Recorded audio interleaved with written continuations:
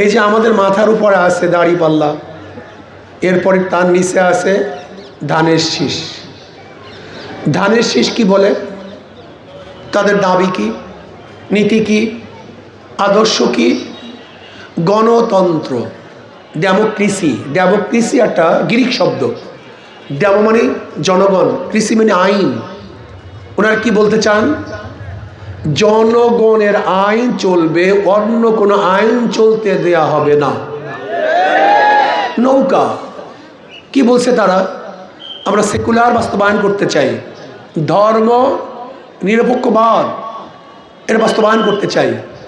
কাস্তে কুরাল তারা কি বলে?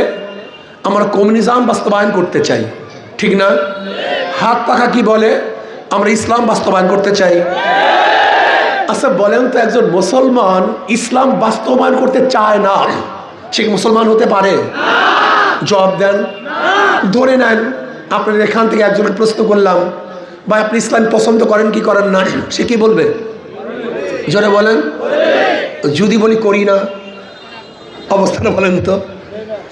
একজন মুসলমানকে যদি প্রশ্ন করি তুমি আল্লাহর নবীকে নেতা মানো কি মানো না, সে কি বলবে? যদি বলি মানি না। তারপরে কি করতেছেন? একজন মুসলমান আল্লাহর রসুলের বাহিরে যাওয়ার কোনো সুযোগ বলতে পারেন এখানে হুজুর হিন্দুরা ইসলাম করবে কেন, খ্রিস্টানরা হাত পাকায় ভোট দিবে কেন? আপনার প্রশ্ন এখানে থাকতে পারে। মুসলমান ইসলামের বাহিরে যাওয়ার কোনো সুযোগ নেই। প্রশ্ন কি? হিন্দুরা কেন হাত পাকায় ভোট দিবে? হিন্দুরা কেন ইসলামে থাকবে? এক জবাব, শান্তি পাওয়ার জন্য, মুক্তি পাওয়ার জন্য, নিরাপত্তার জন্য। ইসলামের বাহিরে কোনো শান্তি নেই, মুক্তি নাই, নিরাপত্তা নেই। বিশ্বাস হয় না? আচ্ছা বলেন তো, কোনো ব্যক্তি যদি মুসলিম মেয়েকে ধর্ষণ করে তার বিচার হবে, যদি হিন্দু মেয়েকে ধর্ষণ করে তার বিচার হবে না? কথা বলে না। সমান, কোনো পার্থক্য নেই। একজন মুসলিম মেয়েকে যদি ইফটিজিং করে, সিলোথানি করে, তার বিচার হবে। ওই একই কাজ যদি একটা হিন্দু মেয়ের সাথে করে তার বিচার হবে না? সমান। যদি মুসলমান বাড়িতে কেউ চুরি করে বিচার হবে, যদি হিন্দু বাড়িতে চুরি করে বিচার হবে না? সমান। যদি একজন মুসলমানকে হত্যা করে বিচার হবে, একজন হিন্দুকে হত্যা করলে বিচার হবে না? সমান। সরকার একজন মুসলমান ক্ষুধার্ত তাকে খাবার ব্যবস্থা করবে, যদি একজন হিন্দু ক্ষুধার্ত থাকে তাকে খাদ্যের ব্যবস্থা করবে না? সমান। আপনি বুঝতে পারছেন ইসলাম কি জিনিস? ইসলাম মানেই শান্তি। আপনি বিশ্বাস করতে পারবেন না যে ইসলামী হুকুমত হয় তা কি চেঞ্জ হবে আপনারা বুঝতেই পারবেন না। বলে কেন? আপনারা জানেন বিগত মাত্র 16-17 বছরে বিদেশে পাচার হয়েছে 28 লক্ষ কোটি টাকা। কত কোটি? অথচ বাংলাদেশের এক বছরে বাজেটই 6 লক্ষ বা 7 লক্ষ কোটি। 6-7 লক্ষ কোটি টাকা এক বছরের বাজেট, আর বিদেশি পাচার হয়ে গেছে কয় বছরের বাজেট? একজনের চিন্তা করছেন? একজনের চিন্তা করিনি। আপনি কি জানেন বাংলাদেশের যত অর্থনীতি আছে কয় পরিবারের কাছে? এই বাংলাদেশে 18 কোটি মানুষের কাছে যেই পরিমাণের টাকা, মাত্র 20-25 ফ্যামিলির কাছে এই পরিমাণের টাকা আছে। মাত্র 20-20 ফ্যামিলি, সমস্ত টাকা তো তাদের কাছে। এই গরিবদের কাছে টাকা নেই। ইসলাম আসছে গরিবদের জন্য, অথচ কপাল পোড়া গরিবরা ইসলামকে পছন্দ করে না। কপাল পোড়া, কপাল পোড়া, কপাল পোড়া গোষ্ঠী গরিব। এরা নগদে বিশ্বাসী, 500 টাকায় বিশ্বাসী, 1000 টাকায় বিশ্বাসী, কিন্তু ভবিষ্যতে বিশ্বাসী এরা না। তুমি 500 টাকায় বিক্রি হও।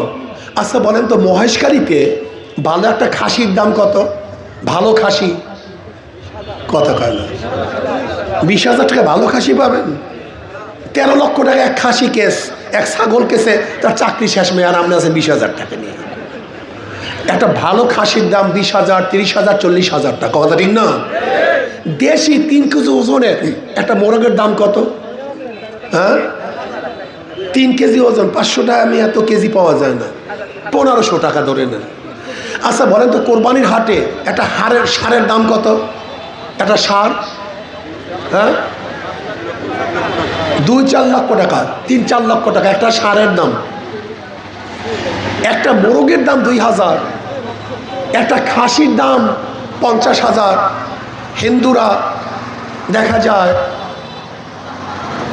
কালী পূজায় পাঠা জবাই করে, একটা পাঠার দাম 50,000 টাকা, একটা পাঠা 50,000, একটা খাসি 40,000, একটা ষাঁড় গরু 3 লক্ষ 4 লক্ষ, আর এই বনিয়াদম বিক্রি হয় মাত্র 500 টাকায়।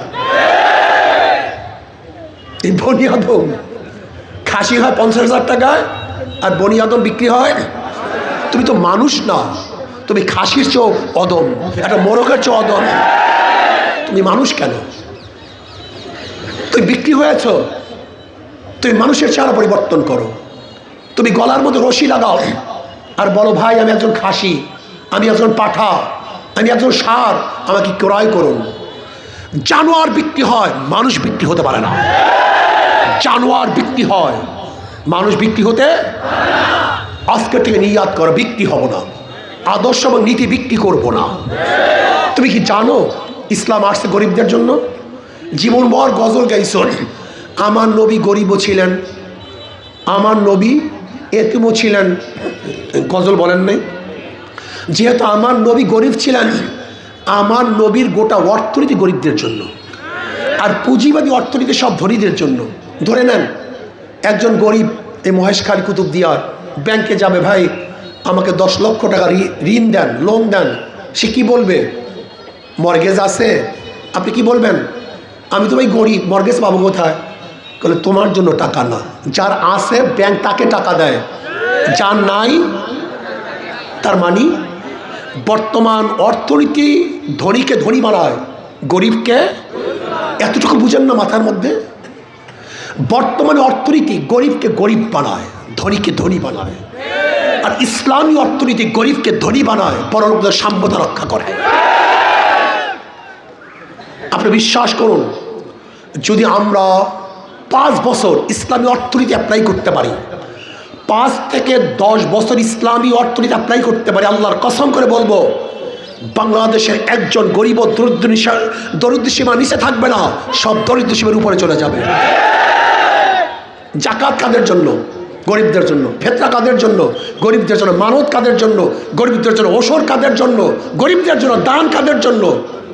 কথা বলে না কেন? ইসলামের গোটা অর্থনীতি গরিবদের জন্য। অথচ কপাল পোড়া গরিব ইসলামকে পছন্দ করে না। কপাল পোড়া, কপাল পোড়া গরিব ইসলামকে পছন্দ করে না। ইসলাম তো তোমাদের জন্য আসছে। ইসলামকে বড়লোককে বড়লোক বানাবার জন্য দুনিয়াতে আসে নাই। ইসলাম আসছে ক্ষুধার্তহীনকে ক্ষুধা নিবারণ করাবার জন্য। ইসলাম আসছে বস্ত্রহীনকে বস্ত্র পরিধান করাবার জন্য। ইসলাম আসছে গৃহহীনকে ঘর দেওয়ার জন্য। ইসলাম আসছে চিকিৎসাহীনকে চিকিৎসা দেওয়ার জন্য। ইসলাম আসছে যে শিক্ষিত জ্ঞানী মেধাবী, যার মেধা ভালো কিন্তু শিক্ষিত হতে পারছে না, তাই উচ্চ শিক্ষায় শিক্ষিত করার জন্য ইসলাম দুনিয়াতে আসছে। ইসলামের গোটা অর্থনীতি গরিবদের জন্য। ইসলাম গরিবরা গ্রহণ করে না। কেন করে না? একদিন আমাকে এক গাঁজাখোর বলতেছে, বুঝলি ইসলাম হুকুমাত হলে আমার গাঁজার অবস্থাটা কি হবে? বেড়া চিন্তিত, গাঁজার অবস্থাটা কি হবে? আমি বললাম, ভাই তুমি মসজিদে গিয়ে কি গাঁজা সেবন করতে পারো? বলে না। আমি বলি কেন? তাহলে হুজুর পরিবেশ নাই। আমি বলছি ইসলামী হুকুমাত হলে গোটা বাংলাদেশটা এরকম পরিবেশ হয়ে যাবে যেখানে নিজের থেকে তুমি নিজে গাঁজা ছেড়ে দিবা, পান করতে পারবা না। হুজুর তাই? আমি বলি হ্যাঁ তাই। আপনারা বিশ্বাস করেন নাই কথা? করছেন আমার কথা? বিশ্বাস করেন নাই? আচ্ছা বলেন তো, এই মাজলিসের মধ্যে একজন লোকও কি নাই যারা ধূমপান করেন, বিড়ি খান? একজনও নাই? তা খান না কেন? কথা বলে না কেন? বাধা দিছি, নিষেধ করছি, খান না কেন? আপনার একবারকে মনে চাইছে একটা বিড়ি টান দেয়? এর নাম পরিবেশ। এই পরিবেশ আমাদেরকে ধ্বংস করে ফেলছে। এই মানুষগুলি স্বর্ণতুল্য মানুষ, আশরাফুল মাখলুকাত, আল্লাহ কাররামনা বানি আদম। এই আশরাফুল মাখলুকাতকে ওরা পরিবেশ এমনভাবে সৃষ্টি করছে যে মানুষ ভালো হতে পারে না, মানুষ যেন খারাপ হয়। আর ইসলামী পরিবেশ এমন সৃষ্টি হবে যেখানে খারাপ মানুষগুলি ভালো হয়ে যাবে। বিশ্বাস হয় না? ওদের দলে গেলে, পাশ্চাত্য দলে গেলে ফেরেশতা একদিক থেকে ঢুকবে, আজাজিল হয়ে বের হবে। আর ইসলামী দলে আসলে একদিক থেকে আজাজিল ঢুকবে, ফেরেশতা হয়ে বের হবে। বিশ্বাস হয় নাই। আচ্ছা বলেন তো, বুয়েটে আবরার ফাহাদকে কারা হত্যা করছে?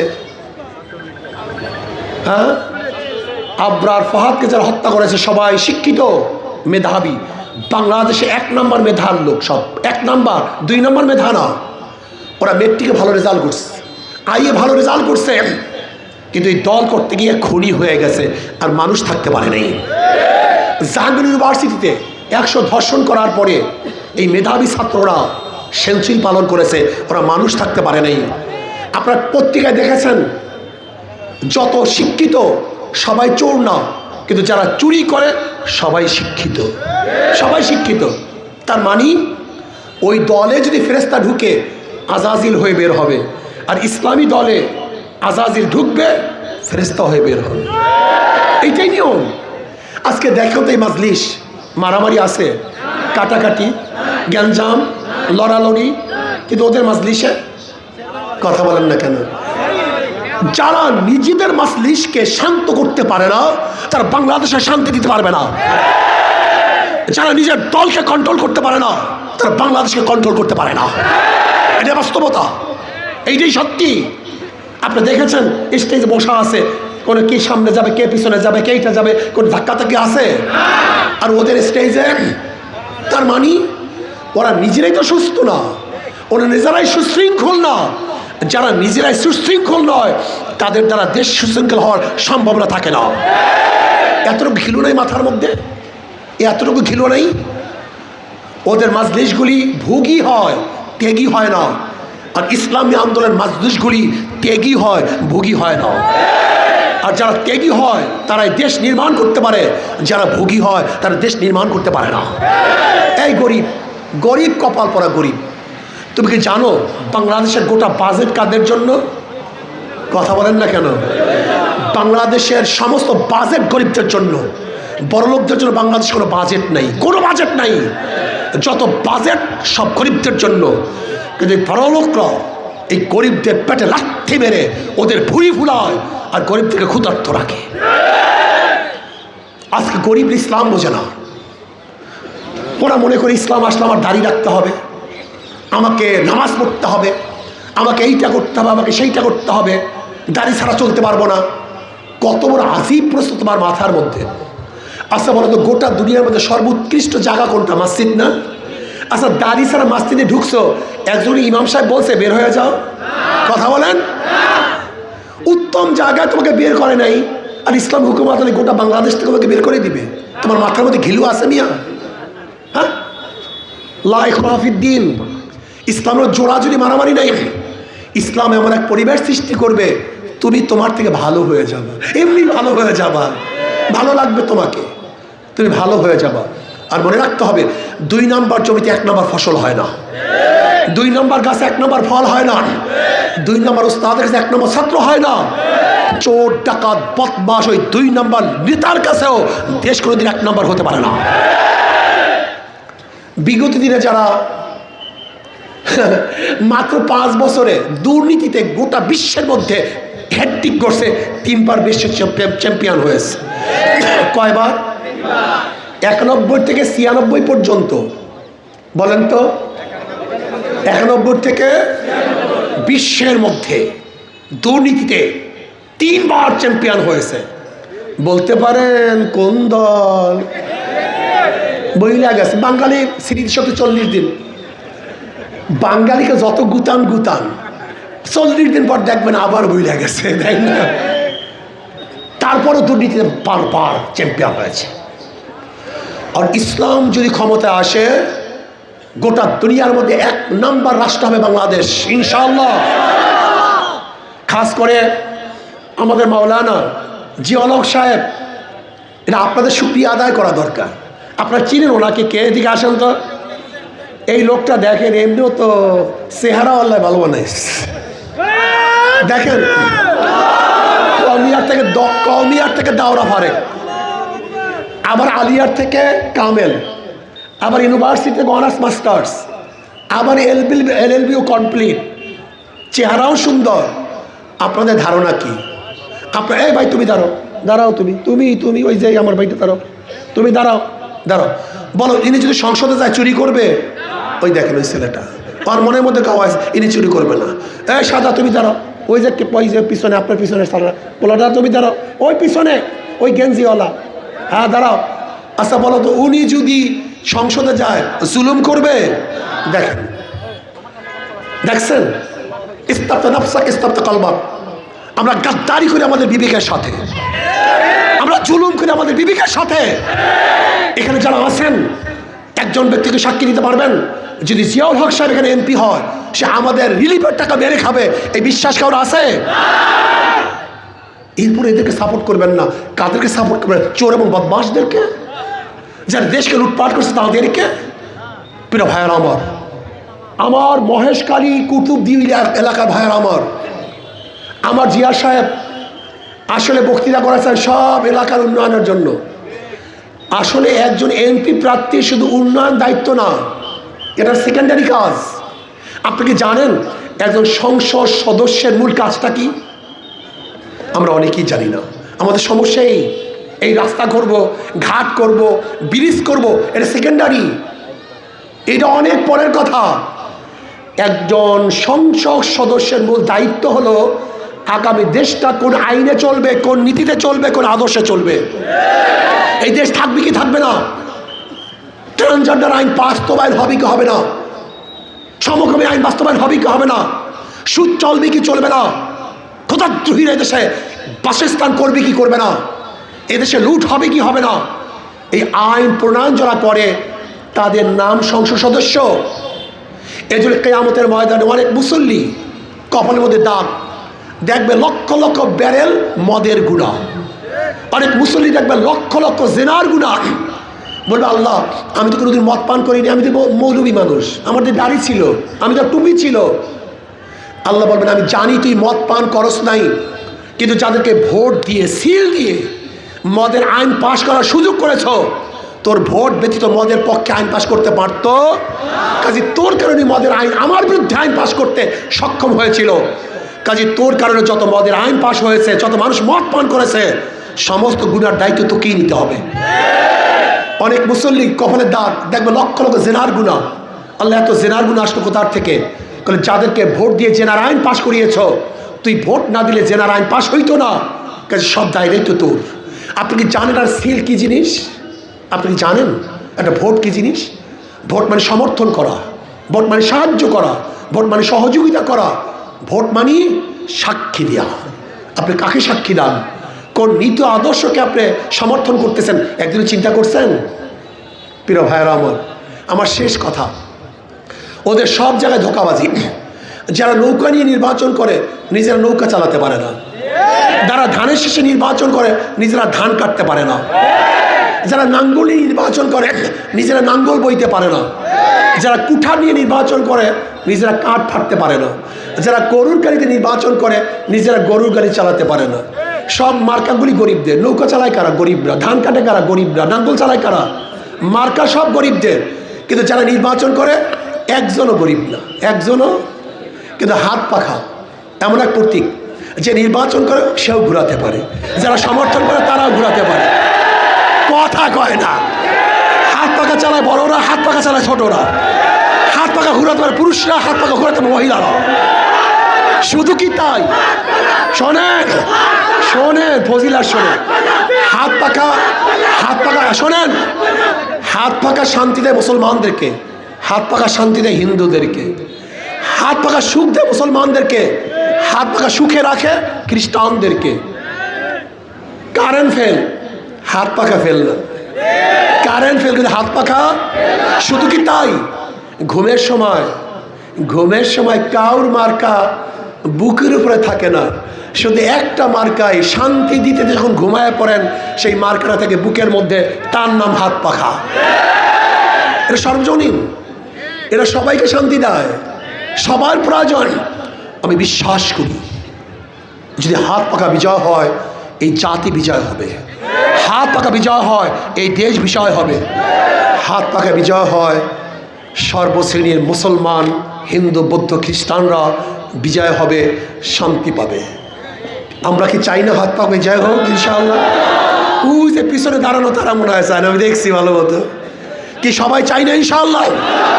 কারা কারা চাই দুই হাত তুলে নারায় তাকবীর, নারায় তাকবীর, নারায় তাকবীর। সব মার্কা দেখা শেষ, হাত পাখার বাংলাদেশ। সব মার্কা দেখা শেষ, হাত পাখার বাংলাদেশ। জিতবে ইনশাআল্লাহ। আমার হাত পাখা, মুক্তি পাবে জনগণ, শান্তি পাবে জনগণ, রক্ষা হবে দেশ। আল্লাহ আমাকে এবং আমাদের সবাইকে, খাস করে আজকে থেকে কর্মী, আমরা সবাই কর্মী। কয়দিন আর, মাত্র কয়েকটা দিন, ইনশাআল্লাহ বিজয় সিনিয়র আর আগ পর্যন্ত নহে সমাপ্ত কর্মমদের অবকাশ কোথায়, বিশ্রামের। আল্লাহ আমাকে আমাদের সবাইকে কবুল করে নেন।